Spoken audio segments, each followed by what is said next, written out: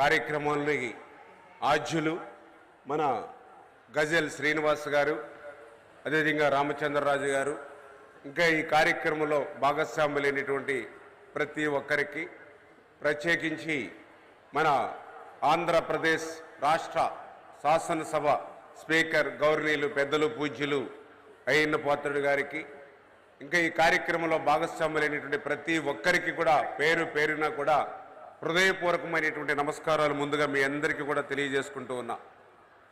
దేశ భాషలందు తెలుగు లెస్స అని తెలుగు భాషకు కితాబు ఇచ్చినటువంటి శ్రీకృష్ణ దేవరాయలు. అటువంటి శ్రీకృష్ణ దేవరాయల కంటే ముందుగానే ఇటాలియన్ ఆఫ్ ది ఈస్ట్ ఒక 1420లోనే ఆ రోజు ఇటాలియన్ యాత్రికుడు తెలుగు భాషకి ఇచ్చినటువంటి కితాబు.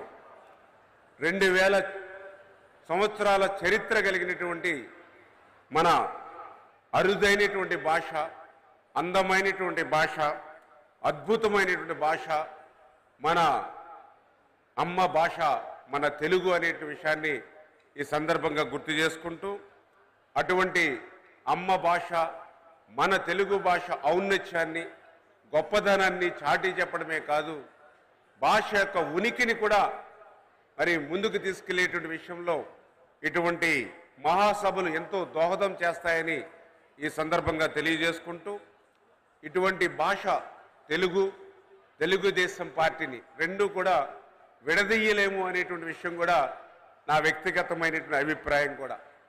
ఎందుకంటే మీ అందరికీ తెలుసు, ఆ రోజు అన్న నందమూరి తారక రామారావు గారు తెలుగుదేశం పార్టీ ఆవిర్భవించిన తర్వాతే ఆ రోజు తెలుగు వారికి ప్రపంచవ్యాప్తంగా గుర్తింపు.